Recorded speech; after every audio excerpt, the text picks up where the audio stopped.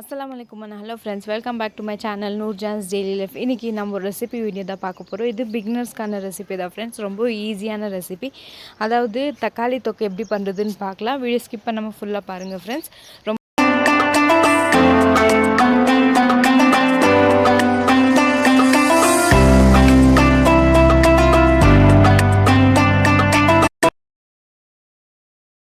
இந்த ரெசிபி கொஞ்ச நேரத்துல ஈஸியா செஞ்சு முடிச்சிடலாம் ஃப்ரெண்ட்ஸ். நல்லா பழுத்த தக்காளியா உங்களுக்கு எவ்வளோ தேவையோ நான் ஒரு 8 ல இருந்து 10 தக்காளி எடுத்துர்க்கேன். ஒரு 2 வெங்காயம் இது நல்லா ரெண்டுத்தையும் நல்லா ஃபைனா சாப் பண்ணி எடுத்து வச்சுக்கலாம். இது பாருங்க ஒரு பச்சை மிளகாய் நல்லா ஸ்லிட் பண்ணி எடுத்து வச்சிருக்கேன். கொஞ்சமா கறிவேப்பிலை, வெங்காயம், தக்காளி எல்லாம் நல்லா ஃபைனா சாப் பண்ணிக்கோங்க. அப்போதான் டேஸ்ட் நல்லா இருக்கும். நல்லா சீக்கிரமாவும் வதங்கும்.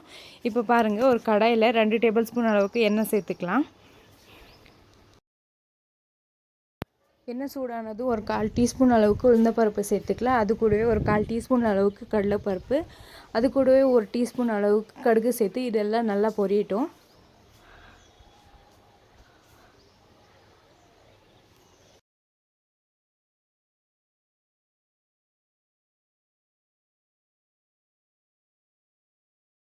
நல்லா பொரிஞ்ச பிறகு நம்ம ஸ்லிட் பண்ணி எடுத்து வச்சுருக்கோம் இல்லையா பச்சை மிளகா, கருவேப்பிலை அது சேர்த்துக்கலாம். அதுக்கு அடுத்ததாக நம்ம ஃபைனாக சாப் பண்ணி எடுத்து வச்சுக்கிற வெங்காயத்தையும் சேர்த்துக்கலாம். வெங்காயத்துக்கு தேவையான அளவுக்கு உப்பு சேர்த்துட்டு நல்லா வதங்க விடலாம். இது நல்லா வதங்கட்டும். உப்பு போட்டால் கொஞ்சம் சீக்கிரமாகவே வதங்கும். நல்லா ஒரு மீடியமான ஃப்ளேம்லேயே நல்லா இந்த மாதிரி ரோஸ்ட் ஆகிற வரைக்கும் வதக்கி விட்டுக்குங்க. இப்போ அடுத்ததாக நம்ம ஃபைனாக சாப் பண்ணி எடுத்து வச்சுக்கிற தக்காளியும் சேர்த்துக்கலாம். நீங்கள் இந்த ரெசிபிக்கு தண்ணி எதுவும் சேர்க்க தேவையில்லை. இதுலேயே நல்லா டொமேட்டோலேருந்து நல்லா தண்ணி ரிலீஸ் ஆகும். அதுவே போதுமானது. இது எல்லாத்தையும் நல்லா மிக்ஸ் பண்ணி விட்டுக்கோங்க ஒன்று போல் வர மாதிரி.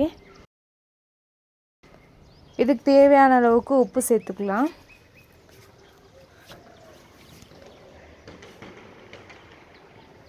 பாருங்க இந்த ஸ்டேஜ்லேயே எவ்வளோ தேவையோ அவ்வளோ உப்பு சேர்த்துட்டு நல்லா வதங்க விடுங்க.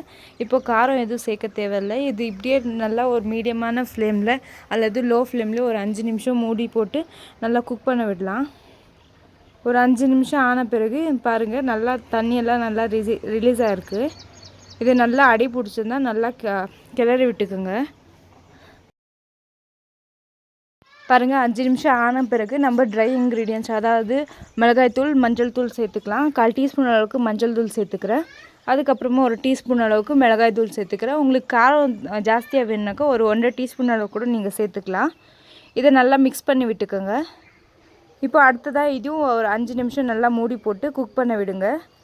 நல்லா ஒரு மீடியம் டு லோ ஃப்ளேம்லேயே ஒரு 5 நிமிஷம் நல்லா குக் ஆகட்டும். 5 நிமிஷம் பிறகு பார்க்கலாம். பாருங்கள் 5 நிமிஷம் ஆகிடுச்சி. நல்லா குக் ஆகிடுச்சி.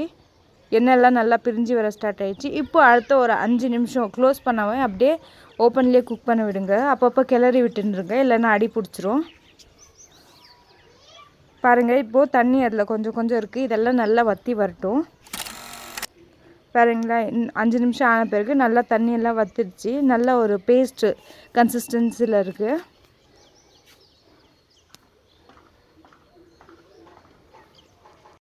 பாருங்கள் ஃப்ரெண்ட்ஸ் தக்காளி தொக்கு ரெடி ஆகிடுச்சு. இப்போ நம்ம கொத்தமல்லி தழை தூவி கேஸ் ஆஃப் பண்ணிக்கலாம். பாருங்கள் எவ்வளோக்கு எவ்வளோ நீங்கள் குக் பண்ணுறீங்களோ வதக்குறீங்களோ அவ்வளோக்கு எவ்வளோ டேஸ்ட் சூப்பராக இருக்கும். நீங்கள் இதை சப்பாத்தி கூட, தோசை கூட, சாப்பாடு கூடயும் சாப்பிட்லாம். நீங்கள் தோசை கூட சாப்பிட்றதா இருந்தால் இதுலேருந்து கொஞ்சம் எடுத்து மிக்சியில் கிரைண்ட் பண்ணிட்டு சட்னி மாதிரியும் யூஸ் பண்ணலாம். ரொம்பவே டேஸ்ட்டாக இருக்கும்.